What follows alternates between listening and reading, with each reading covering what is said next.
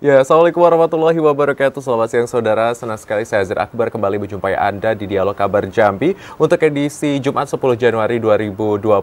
Aduh, ini agak sedikit berbeda ya ketika menyatakan 2025 karena masih terbiasa menyebutkan 2024. Dan ya semoga di tahun yang baru ini juga kita punya resolusi, punya semangat baru, kemudian juga terkhusus nih generasi muda biasanya punya mimpi-mimpi, mungkin di 2024 belum terwujud ya, di 2025 ini mungkin salah satu targetnya juga. Nah, membahas tentang generasi muda ini selalu menghadirkan gagasan, kemudian juga hal-hal yang menarik nih pada fase-fase dari perkembangannya juga. Kemudian juga anak muda ini sebagai pedoman, kemudian patokan dan juga penerus nih dari generasi ini nantinya ke depan seperti apa. Nah, membahas tentang generasi muda ini juga menarik ketika anak muda mulai ada minat-minat tertentu atau minat khusus nih, karena memang tidak semua orang bahkan bisa berkecimpung ataupun juga menarik di minat tersebut gitu ya. Nah, ini terkait dengan bagaimana seorang anak muda nih yang mungkin menyaksikan punya minat atau mimpi yang sama nih sebagai seorang peneliti. Karena sesuai dengan tema kita pada hari ini adalah mengembangkan minat meneliti generasi muda. Karena memang berdasarkan istilahnya peraturan, kemudian juga ada informasi dan lain-lain, kita sudah mulai harus menumbuhkan minat dalam meneliti agar memang menumbuhkan poin-poin penting lah nanti. Kita bahas nih sama narasumber saya. Kalau saya ngebahas kayaknya ini ya nggak menarik, harusnya narasumber saya nanti yang menyampaikan. Dan untuk hari ini saya ditemani dengan dua narasumber. Yang pertama saya akan sapa terlebih dahulu, ada Bang Muhammad Haris Saputra, SE MBA, selaku akademisi dan juga peneliti. Selamat siang, Bang. Selamat siang, Mas Ridho. Sehat, Bang? Alhamdulillah sehat. Alhamdulillah sehat ya. Nanti kita akan berbincang nih sama Mas Haris juga bagaimana prosesnya. Kemudian kenapa sih anak muda ini sudah harus melek nih sama penelitian ya, Mas ya? Iya. Apakah meneliti itu seserem itu ya? Kan ada yang mikir gitu ya.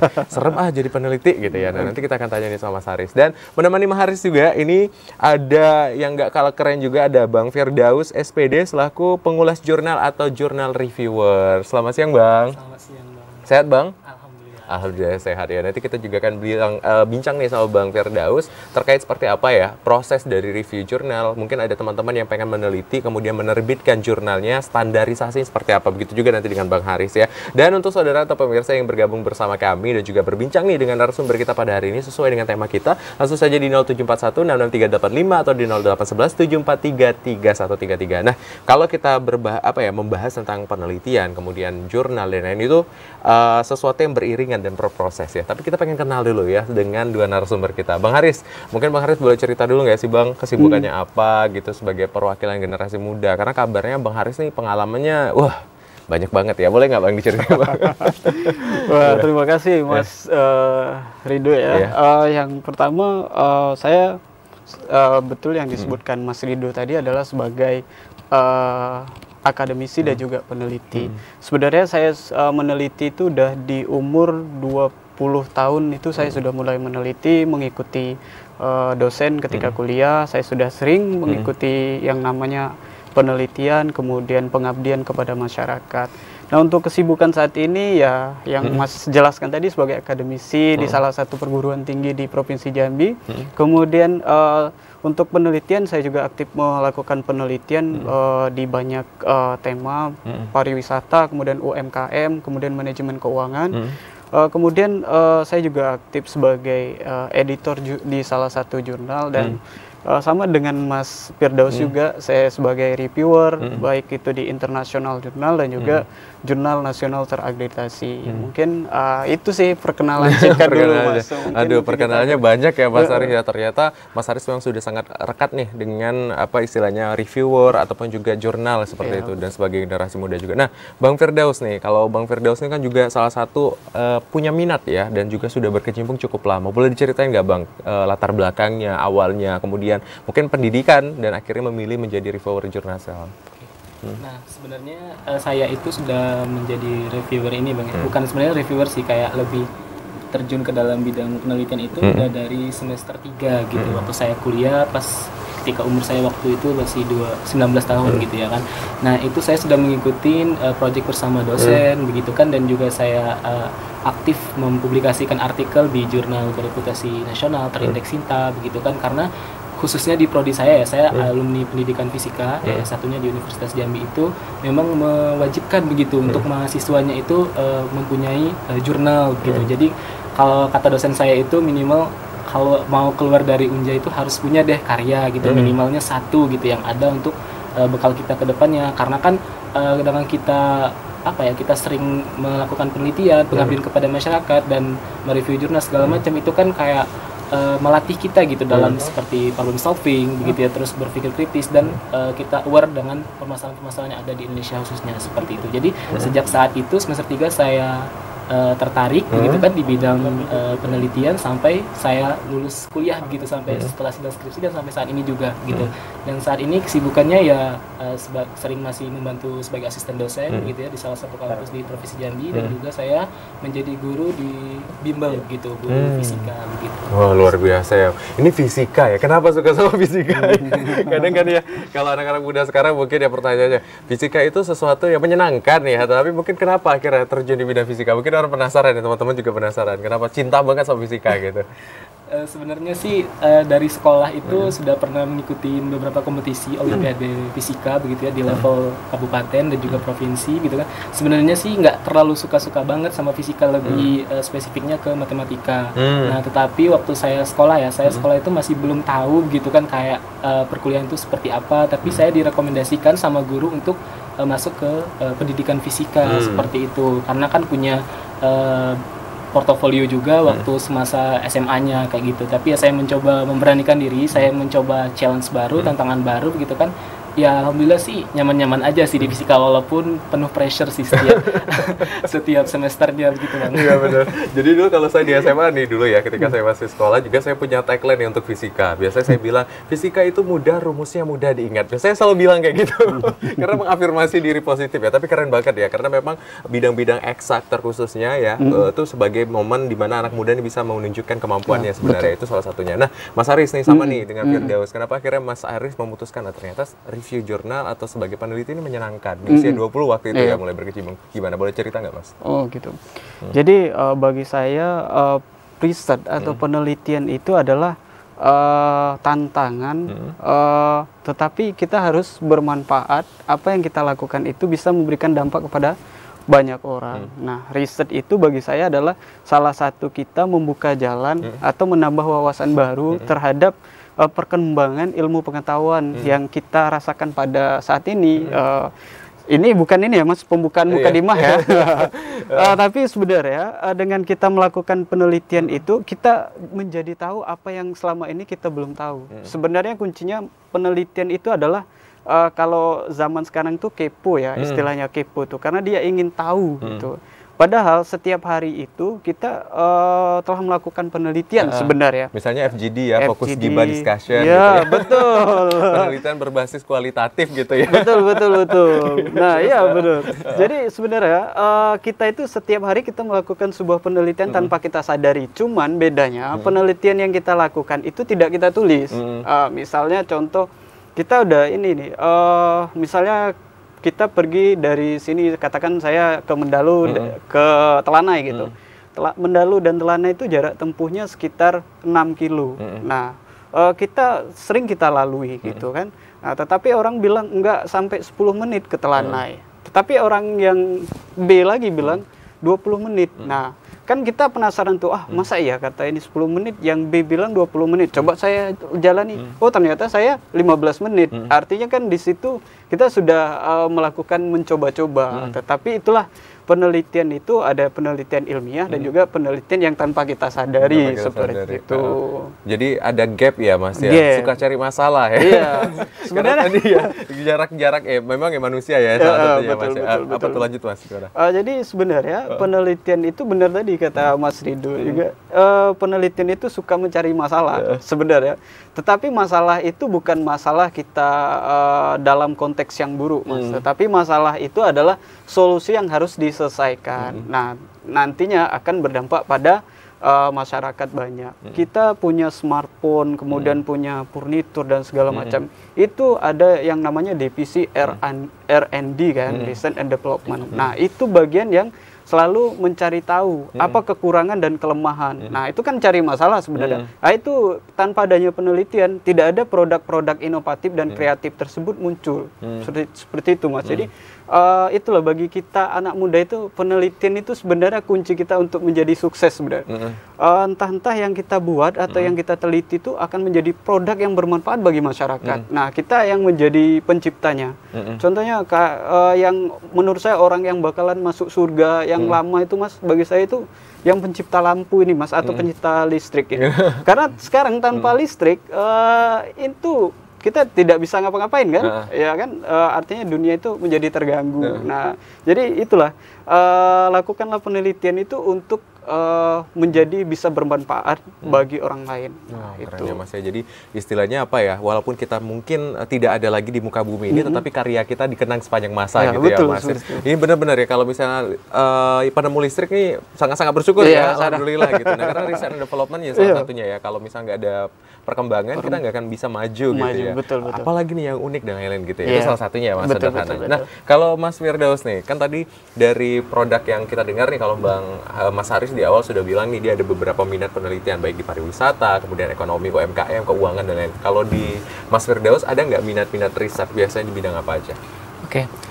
Kalau saya sendiri sih Bang, minat riset saya itu di bidang education begitu ya, kan khususnya di riset saya itu di STEM, nah STEM Science, Technology, Engineering, and Mathematics, di mana fokus saya itu mengembangkan media pembelajaran begitu. Nah, jadi kan kita tahu kan sekarang itu khususnya kalau di SMA, di SMP, di sekolah-sekolah itu kan banyak masih kekurangan dari segi media pembelajaran. Nah, jadi guru-gurunya itu kan masih belum tahu untuk cakupannya gitu. Misalkan anak kelas 10, kelas 11 ini yang cocoknya pakai media apa.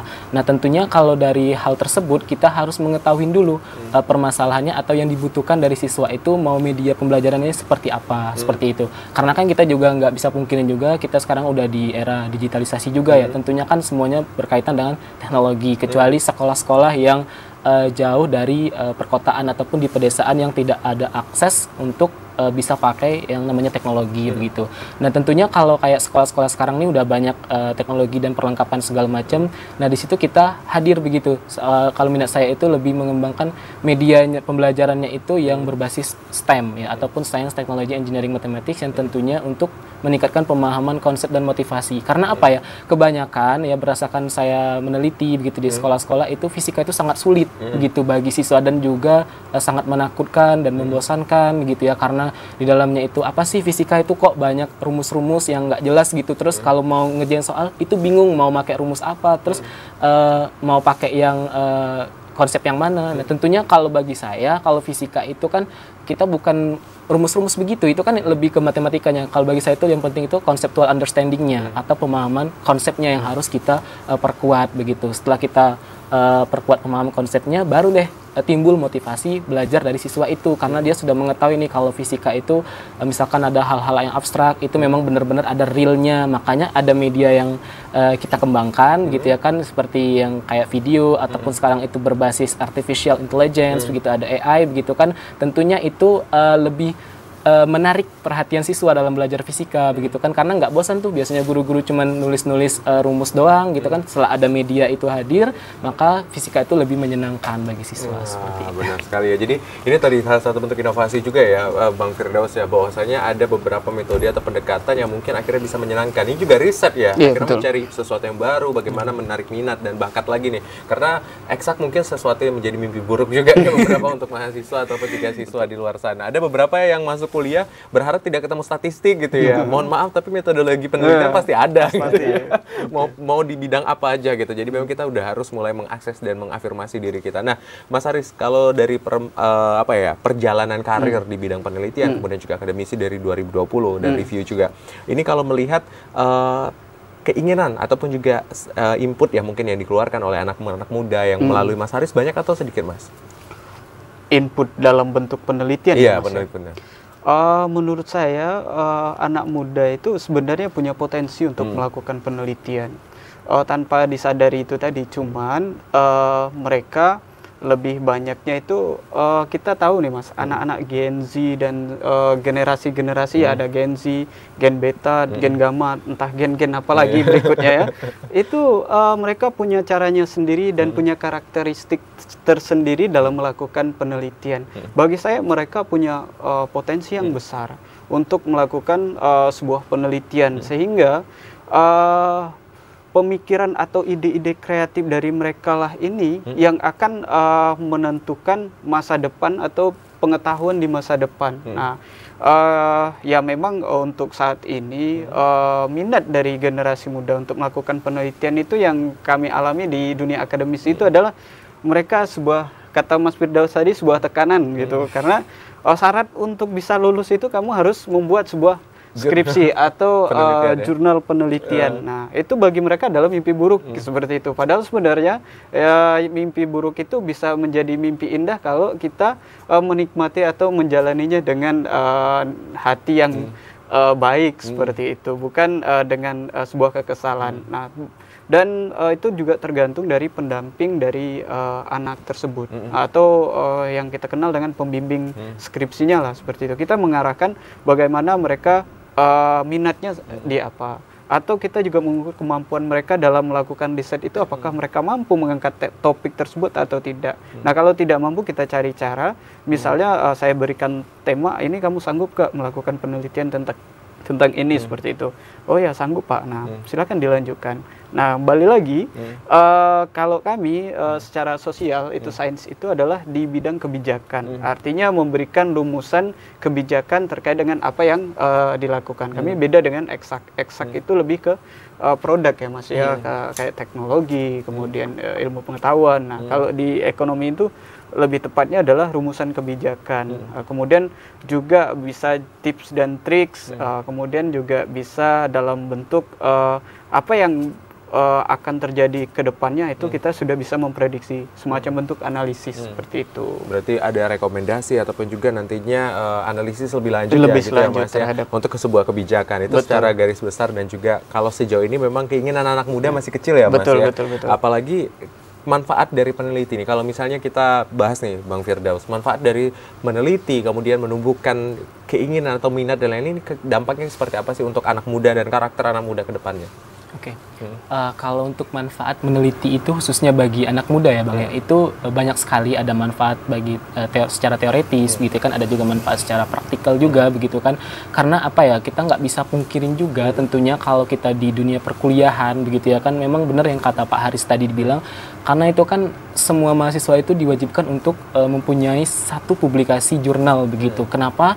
Karena kan memang setidaknya kalau bahasa sederhananya gini deh, kalau kata dosen saya itu, kamu keluar dari kampus itu harus ada karya yang kamu tinggalkan begitu. Kenapa? Kan walaupun itu misalkan nggak sesuai atau bersesuaian dengan pekerjaan ataupun karir kamu ke depannya begitu kan, tapi setidaknya sudah ada bekal begitu untuk meniti ke depannya seperti itu. Nah, tentunya manfaatnya itu banyak sekali. Yang pertama itu kita bisa menumbuhkan sifat berpikir kritis gitu ya kan. Kenapa? Kita akan bisa aware terhadap lingkungan atau permasalahan yang ada, dan di situ kita hadir untuk memberikan solusi gitu atas permasalahan yang ada. Nah, jadi kan dengan kita terus menumbuh kembangkan kreativitas, inovatif kita juga gitu kan, kita dapat membantu tentunya pembangunan pemerintah begitu yang berkelanjutan. Misalkan sekarang yang jadi fokus utama itu adalah Indonesia Emas 2045. Nah, maka kalau kita khususnya di background pendidikan, kita tentunya yang pertama itu penguasaan dari strategi mengajarnya, media pembelajaran yang digunakan, itu yang harus kita optimalkan begitu.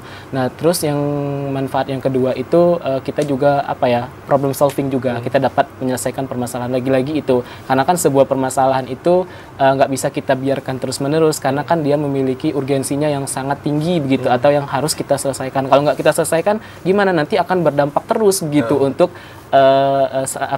siswa-siswa selanjutnya, seperti kalau khususnya di pembelajaran seperti itu sih Bang. Wah, luar biasa ya, keren banget ya. Jadi memang balik lagi ya, kalau meneliti itu apalagi di anak muda itu tidak hanya untuk diri sendiri, tapi juga membantu nih kalangan-kalangan ataupun teman-teman di luar sana untuk memahami sesuatu. Apalagi bidang penelitian ini eksak ya, itu juga menjadi salah satu strategi mutlak nih, gimana nanti akhirnya bisa meminatkan lagi anak-anak, yuk ternyata fisika tuh tidak semenyeramkan itu, betul, tidak semenakutkan itu gitu ya, dan banyak hal lainnya. Nah, Mas Haris, kalau dari pengalaman karir Mas Haris juga dan lain-lain, apa sih yang sebenarnya dilakukan seorang peneliti gitu? Dan juga kalau di review nanti ya, berarti di Bang Firdaus sebagai apa sih reviewer tuh bagaimana perannya? Kalau penelitian apa aja nih Mas yang dilakukan? Kemudian mungkin atau reviewnya juga Mas boleh?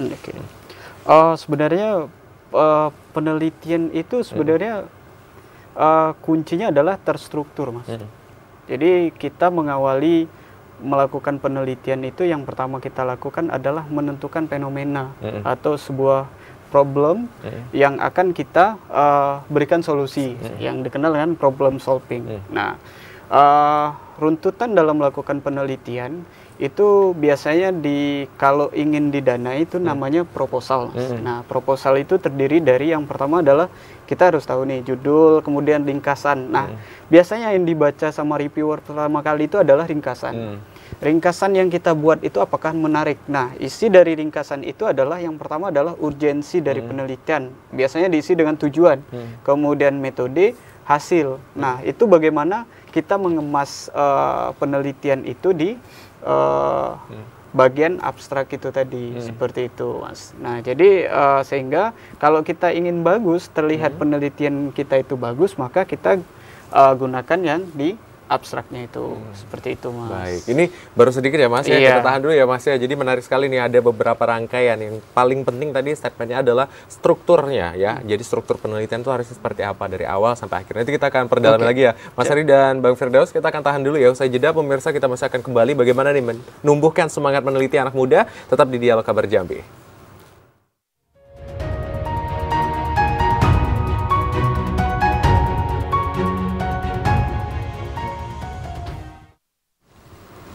Ya, terima kasih saudara Anda kembali menyaksikan Dialog Kabar Jambi, dan pembahasan kita masih menumbuhkan semangat meneliti anak muda nih. Dan tadi kita sudah mendengarkan juga sebenarnya penelitian itu sudah sangat erat dan lekat nih dengan kehidupan kita sehari-hari. Contohnya saja kepo misalnya tadi yang disampaikan oleh Mas Haris gitu ya. Kemudian juga FGD, Focus Group Discussion, yang dulunya diplesetin jadi Focus Gibah Discussion, ya, penelitian kualitatif terpumpun gitu ya untuk mencari informasi. Nah, jadi banyak hal sebenarnya yang sudah kita lakukan dari meneliti itu sendiri. Nah, tadi kita sudah masuk ke dalam proses penelitian. Kenapa akhirnya profesi ini menyenangkan? Nah, tadi Mas bilang harus ada kerangkanya. Terus apa lagi, Mas, boleh dilanjutin nggak? Kemudian kerangkanya tertutup. Tapi ini, Mas, yang saya tadi kan baru sampai untuk penelitian itu ada namanya abstrak. Nah, abstrak itu adalah koper dari kita, penelitian kita itu bagus atau tidaknya penelitian itu dilihat dari abstraknya. Jadi reviewer biasanya melihat dari abstrak dan judul gitu. Nah, itu. Kemudian kita lihat juga dari ini, Mas. Akan diawali dengan problem. Problem itu namanya pendahuluan. Nah, di situ kita menampilkan masalah, kemudian kita elaborasi dengan hasil penelitian terdahulu tadi. Kalau saya contohkan tadi keterangan A dan B itu tadi, kan ada perbedaan. Nah, gap risetnya di situ. Kemudian kita jelaskan novelty penelitian kita untuk dampaknya terhadap masyarakat. Tadi ada implikasi praktis dan juga secara teoritis yang dijelaskan sama Mas Firdaus tadi. Kemudian yang paling seru lagi itu, Mas, itu adalah kita mengumpulkan data. Nah, mengumpulkan data itu kalau kami yang ekonomi itu ada kualitatif dan kuantitatif. Kalau kuantitatif bisa melakukan melalui kuesioner. Nah, kuesioner itu kita sebar. Tapi itu juga seru sih. Tapi yang paling seru itu adalah ketika kita melakukan observasi atau melakukan wawancara. Nah, biasanya kalau kita melakukan wawancara atau observasi itu, Mas, kita langsung ke masyarakat. Nah, itu lebih detail informasi yang kita dapatkan, tetapi juga selain dari itu kita bisa jalan-jalan. Nah, seperti itu. Peneliti itu kerjanya adalah jalan-jalan atau mengeksplor dunia luar. Nah, itu dari enaknya jadi peneliti, Mas. Kemudian kalau dalam dunia akademis itu kalau syukur-syukur penelitiannya didanai, itu bisa mendapatkan, kalau secara orang ekonomis tuh ngomongnya cuan ya, cuan. Nah, itu jadi kita dapat insentif dari apa yang kita itu. Bagi saya itu yang paling menyenangkan itu adalah kita bisa memberikan ilmu kepada orang lain. Artinya kita bisa berdampak bagi orang lain. Nah, seperti itu.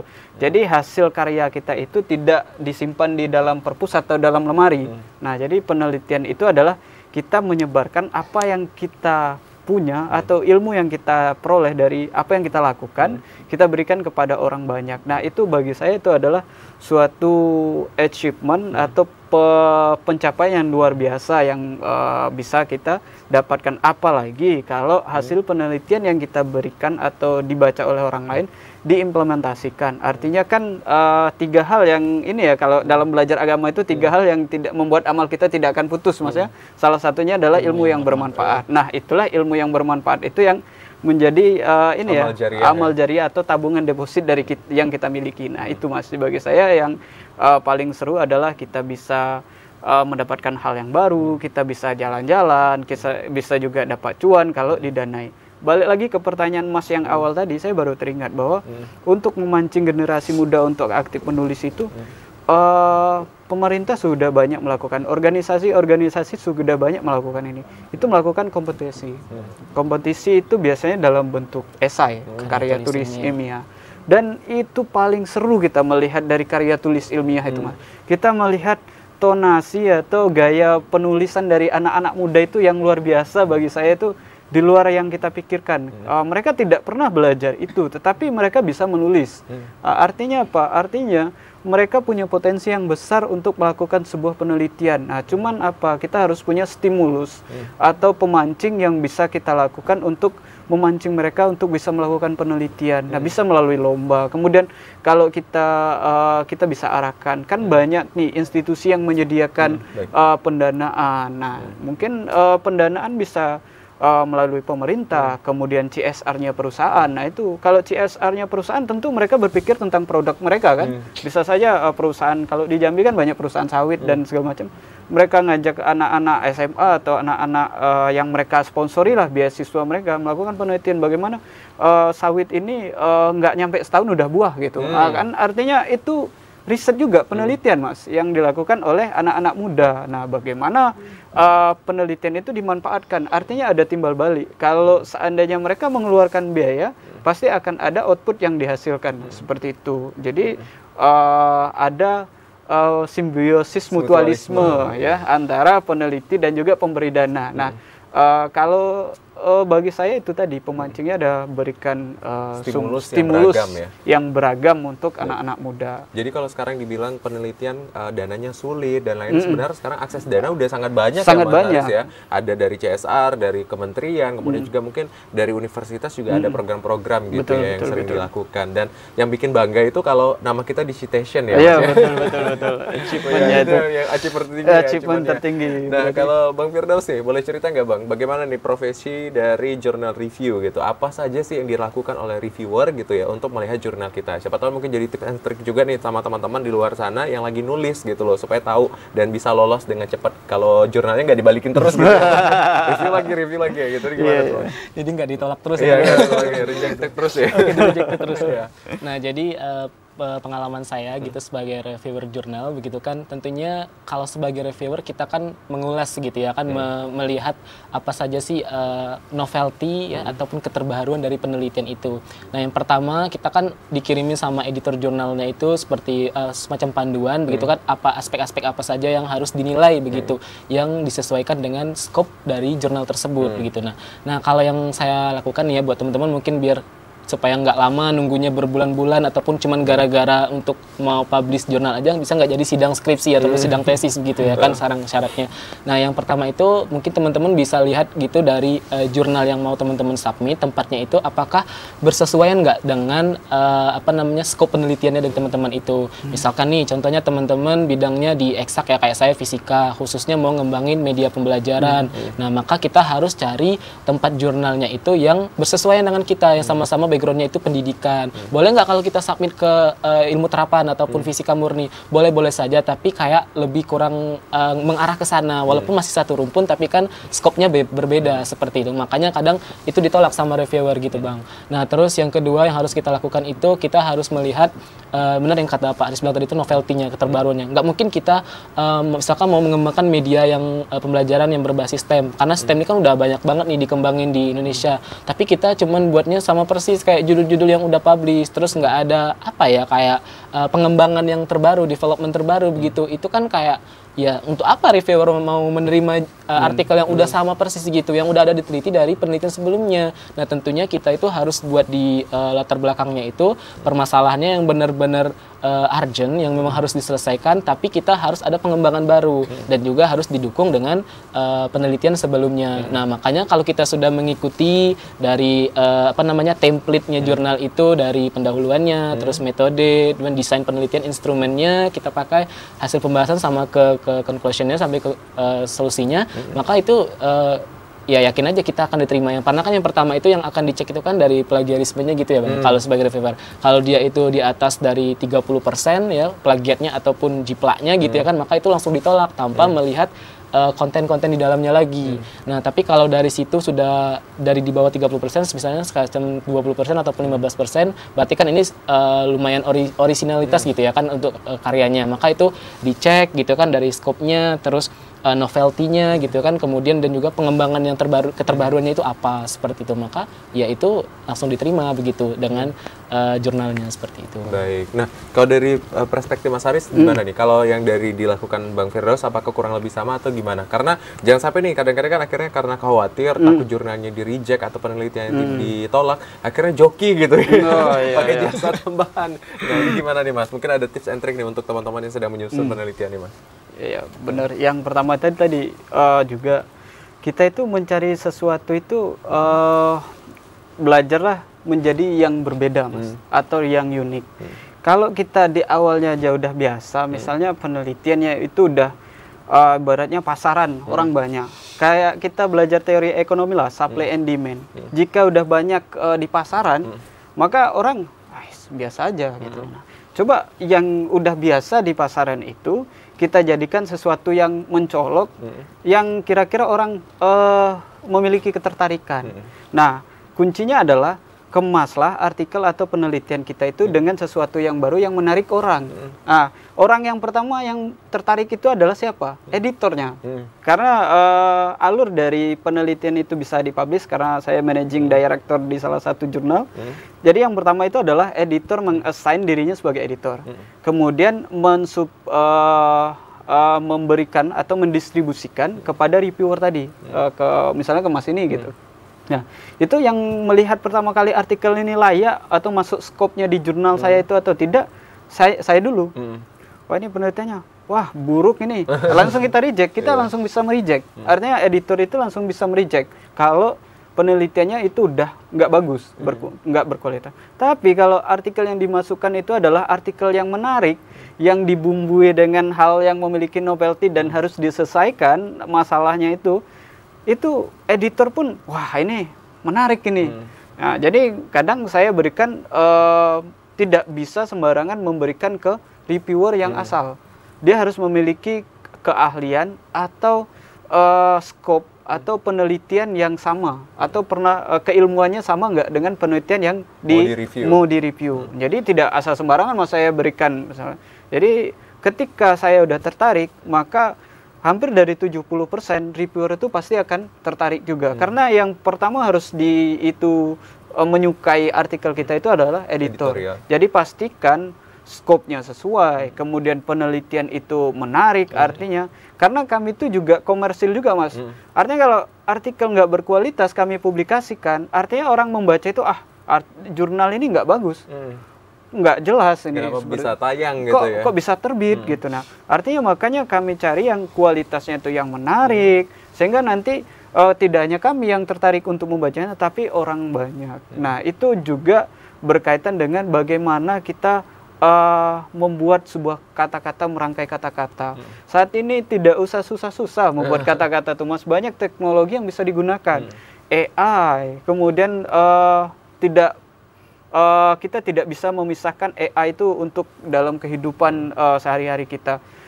Kalau dulu nggak capek mikir cari ide. Sekarang ada banyak AI untuk mencari ide penelitian. Walaupun kita tidak harus 100% percaya dengan AI tersebut, tapi dengan bantuan AI, awalnya kita tidak memikirkan itu, tiba-tiba kita kepikiran tentang itu. Ini menarik gitu ya. Ini menarik, nah, seperti itu. Jadi rangkailah penelitian itu dengan semenarik mungkin, sehingga orang tertarik. Yang pertama yang perlu diluluhkan itu adalah editor jurnal.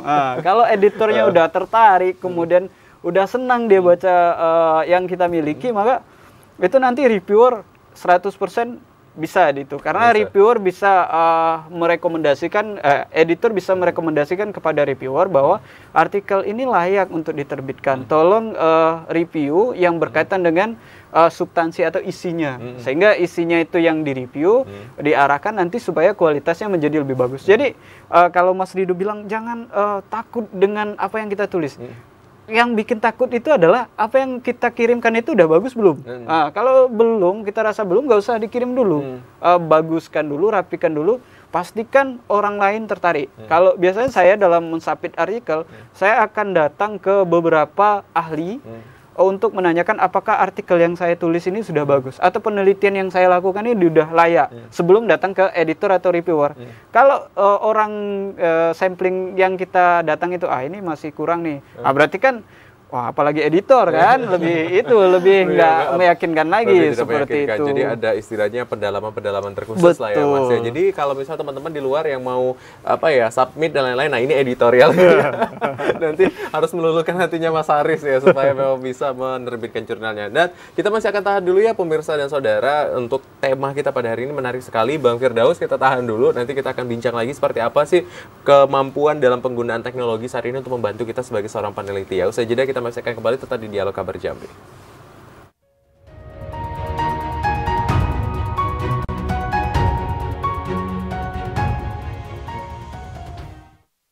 Ya, terima kasih saudara, Anda kembali menyaksikan Dialog Kabar Jambi, dan pembahasan kita masih terkait dengan menumbuhkan semangat meneliti anak muda. Dan tadi kita sudah mendengarkan bahwa saja meneliti itu tidak menakutkan gitu ya. Kita bisa menggunakan beragam cara, salah satunya adalah dengan teknologi ya, atau AI seperti itu yang sangat mudah diakses saat ini. Dan juga mungkin bedanya ya Mas Haris dan juga Bang Firdaus dari garis merah yang kita sampaikan tadi, yang buat orang takut untuk meneliti adalah harus dipublish gitu ya. Tapi kan kalau kepo dan cari informasi sendiri ya bisa ya. Apalagi mungkin kalau ada hal-hal yang unik nih, kayaknya ini pengen saya cari tahu deh apa ya permasalahan yang lagi hip banget di Jambi dan lain-lain.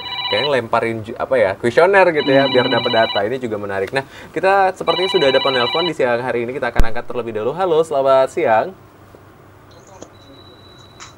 Halo. Halo, selamat siang. Selamat siang juga Bung Azed Akbar. Baik, apa kabar Pak Yudi di Telanai? Alhamdulillah, selamat tahun baru 2025. Baik Pak. Yeah. Baik Pak Yudi, silakan Pak Yudi. Semoga kita terus berkembang gitu di tahun Amin. baru. Amin. Sapa dulu Mas Asbar. Silakan ya, Pak Yudi. Yang luar biasa ini yang tentu yang kita hormati ya, yaitu Mas M. Haris dari akademisi dan peneliti Jambi, yang saya hormati juga Mas Firdaus dari pengulas jurnalis. Ini juga termasuk peneliti tapi di bidang jurnal. Saya sebenarnya ingin mencoba dulu secara holistik ya, untuk menanamkan dulu bahwa generasi muda ini adalah satu, dia adalah pengganti generasi berikut. Itu dulu ditanamkan. Tidak mungkin generasi sekarang siapa menggantikan, tentu generasi berikut. Itu dulu ditanamkan. Banyak yang tidak mengerti. Yang kedua, estafet berikutnya sebagai pemimpin. Udah ada lagi, kecuali adik-adik. Tanamkan dulu itu, generasi penerus bangsa. Itu secara nasional. Sudah ditanamkan oleh negara. Nah, ini kadang-kadang anak muda banyak lalai. Itu dulu yang harus ditanamkan dalam hati. Artinya ada tanggung jawab anak muda itu ke depannya untuk negara ini. Apalagi saat ini otak kita ini sudah harus berkoordinasi dengan AI. Semuanya enggak? Jurnalis juga harus berkoordinasi dengan AI. Teknologi enggak ketinggalan tulisannya. Begitu juga peneliti. Jadi, tapi ingat, kita tidak bisa dikendalikan oleh teknologi. Jangan kita dikendalikan, kita yang mengendalikan. Ingat, itu catatan bagi saya. Kalau kita dikendalikan teknologi, ya kacau. Tidak ada lapangan kerja. Yang kedua, penelitian bagi suatu negara atau daerah sangat penting untuk kemajuan dan kebermanfaatan. Tentu untuk kebutuhan masyarakat dalam bentuk apa saja perkembangannya.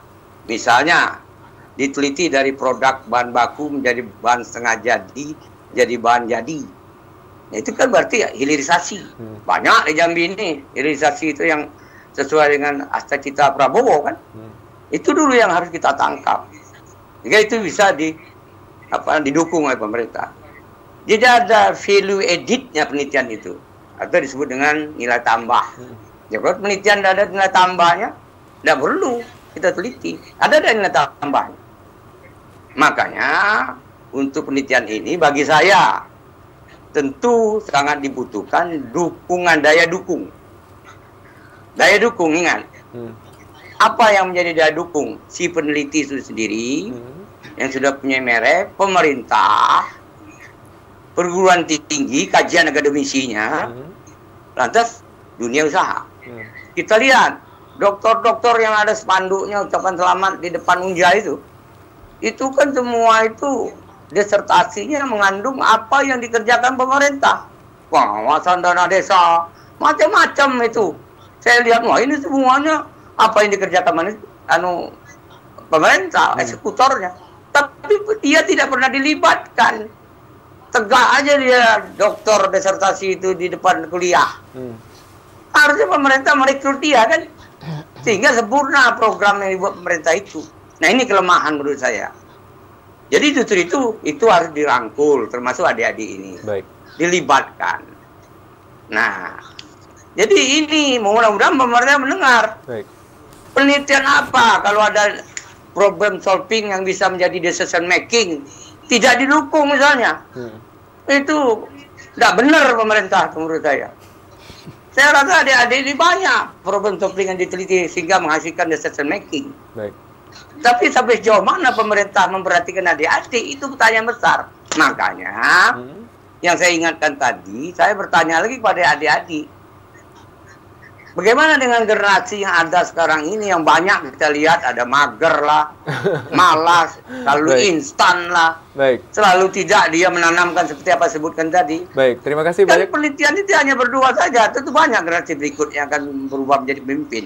Baik, Pak nah Yudi. ini yang menjadi tidak soko guru anak-anak muda ini mengikuti perkembangan selanjutnya itu. Baik, ya anggap hidup ini di bawah tempurung kan. Nah tolong berikan penjelasan kepada anak muda yang lain, mudah-mudahan dia tergerak hatinya ini mengikuti apa yang menjadi positif ke depannya. Secara demikian, semangat terus, Anda akan menjadi winner ya dia 2045 nantinya. Amin. Terima kasih wabillahi taufiq wal hidayah. Wassalamualaikum warahmatullahi wabarakatuh. Waalaikumsalam warahmatullahi wabarakatuh. Terima kasih banyak Pak Yudi diteladani merupakan penelpon setia kita, Mas Aris dan juga Bang Firdaus, dan juga banyak sekali beliau memberikan insight, dan tadi salah satunya juga muncul nih pertanyaan yang mau kita bahas di segmen ini. Bagaimana nih keterlibatan AI salah satunya yang harusnya bisa dimanfaatkan dalam penelitian. Nah, seperti apa harusnya kita bijak ber-AI, Bang Firdaus? Oke. Kalau menurut saya sendiri itu untuk kayak bagaimana kita menggunakan AI itu dengan sebaik mungkin gitu ya. Tentunya kita harus memfilter gitu ya kan, mana yang harus kita ambil, mana juga yang nggak kita ambil begitu. Seperti yang kata Bu Profesor Stella Christie gitu ya kan, kita itu memang tidak bisa lepas dari AI Bang sekarang begitu. Apapun itu jenisnya, apalagi dalam bentuk tulisan gitu ya kan. Tapi kalau kita selalu ketergantungan dengan AI gitu kan, maka kita tidak bisa yang pertama itu kita tidak bisa mengasah kemampuan berpikir kritis kita, dan juga kita tidak bisa membuat suatu karya begitu yang memang benar-benar ori begitu kan, karena memang ya ada campur tangan dari si AI juga begitu. Nah sebenarnya AI itu boleh digunakan, ada plus minusnya juga begitu ya kan. Bagaimana cara kitanya itu tadi memfilter mana yang boleh kita ambil dan juga mana yang nggak kita ambil. Nggak semuanya kita jiplak copy paste semuanya terus kita tulis begitu di dalam sebuah karya tulis ilmiah itu nggak boleh begitu, karena itu akan mempengaruhi kualitas dari suatu karya ilmiah tersebut begitu, karena diragukan keorisinalitasannya begitu.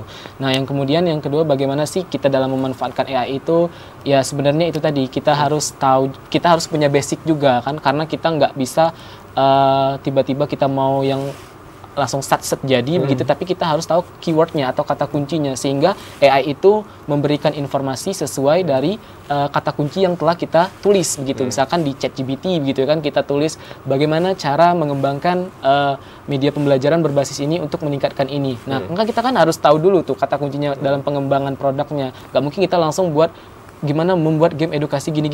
Itu kan sangat kayak nggak make sense gitu, nggak masuk akal gitu. Nah makanya kita harus pilih-pilih juga, kita punya basic juga bagaimana cara mempunyai basic dalam memanfaatkan AI tersebut. Seperti itu. Berarti tetap juga harus tahu tema besarnya, permasalahan atau fenomenanya ya, tidak ujuk-ujuk langsung. Mungkin bisa lah fenomena menarik saat ini apa, tetapi tetap harus punya pegangan kuat ya Mas ya. Nah Mas Aris, kalau tadi kan dari perspektifnya Bang Firdaus terkait dengan penggunaan AI, tadi juga sebelumnya Mas Aris juga sudah menyampaikan sebenarnya. Nah ini yang menarik adalah tadi ada statement disampaikan oleh Pak Yudi, keterlibatan peneliti dalam kebijakan pemerintah sejauh ini seperti apa Mas? Oke.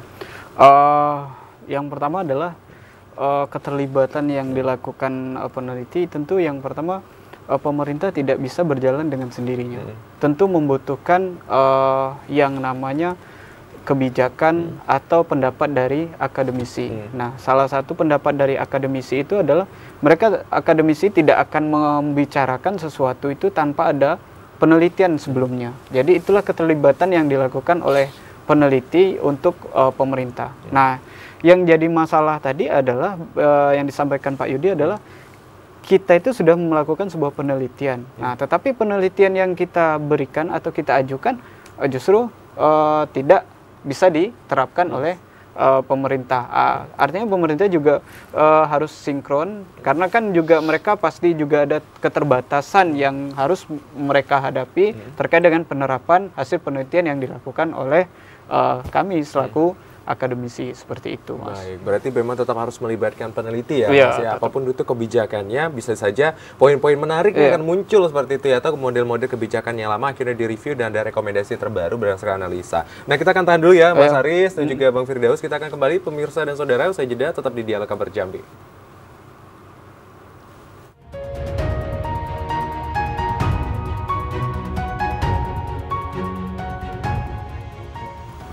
Ya, terima kasih saudara yang kembali menyaksikan Dialog Kabar Jambi, dan tidak terasa nih pembahasan kita begitu menarik dengan dua anak muda kita pada hari ini yang sangat-sangat luar biasa karena erat kaitannya dengan peneliti. Nah, karena sudah di segmen terakhir, mungkin nanti kita akan bertemu di segmen-segmen berikutnya, Mas. Siap, mungkin mudah-mudahan. kita akan mendengarkan dulu nih dua segmen terakhir kita dari Mas Haris dulu. Boleh apa yang disampaikan dengan tema kita pada hari ini, Mas? Silakan. Baik, teman-teman generasi muda, saya juga bagian dari generasi muda.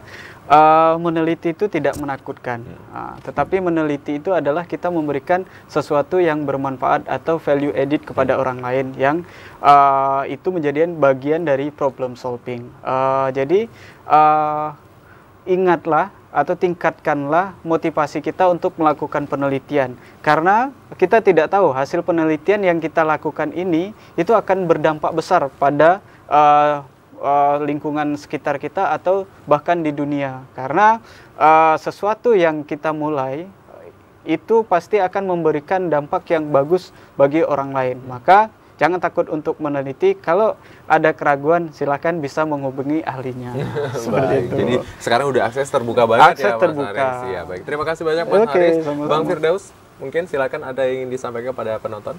Oke, khususnya buat teman-teman yang di luar sana, ya saya juga Gen Z juga gitu ya di sini ya, karena kita sebenarnya meneliti itu sangat menyenangkan begitu ya teman-teman ya, tidak membosankan ataupun semenakutkan yang teman-teman pikir begitu. Karena apa? Saya sudah merasakan sendiri bahwasanya insight-insight yang saya dapatkan ketika saya meneliti, apalagi ketika saya mengikuti lomba-lomba karya tulis ilmiah, itu banyak banget. Tentunya kita nggak mungkirin juga, yang pertama kita dapat cuan juga begitu ya, terus plusnya juga kita dapat jalan-jalan, dan tentunya yang paling penting itu kita sebagai anak muda kita ikut ya serta berperan gitu dalam membantu pemerintah gitu dalam menyelesaikan permasalahan-permasalahan yang ada. Tentunya kalau bukan kita, siapa lagi sebagai untuk generasi penerusnya gitu ya, untuk Indonesia ini ke depannya kita harus aware begitu dengan permasalahan-permasalahan yang ada begitu. Dengan kita memberikan solusi, kita hadir gitu ya, kita ikut tergabung di dalamnya, maka ke depannya Indonesia akan bisa menjadi Indonesia maju dan juga tercapainya gitu Indonesia Emas 2045 seperti itu. Baik, terima kasih banyak Bang Firdaus dan juga Mas Haris sudah hadir pada hari ini memberikan insight yang begitu banyak kepada kita juga, dan ada tema-tema menarik, topik-topik menarik, dan mungkin para peneliti muda ataupun teman-teman di luar sana yang sedang menyusun skripsi, tesis ataupun juga bentuk lainnya disertasi, ini juga ada nih gambaran bagaimana, dan mungkin tadi kalau mau editorial temuin Bang Haris langsung yang bisa langsung melihat dan juga mereview. Dan terima kasih sekali lagi Mas Haris dan juga Bang Firdaus sudah hadir pada hari ini. Pada dasarnya adalah meneliti sesuatu itu sudah sangat lumrah kita lakukan dalam kehidupan sehari-hari. Hanya saja mungkin tuntutannya adalah untuk menerbitkan. Dan kuncinya tadi salah satunya jangan takut untuk mencoba dan jangan takut untuk salah. Karena dari kesalahanlah kita belajar untuk menjadi lebih baik. Saya Azir Akbar, wakil kerabat kerja yang bertugas. Pamit undur diri. Wassalamualaikum warahmatullahi wabarakatuh dan sampai jumpa.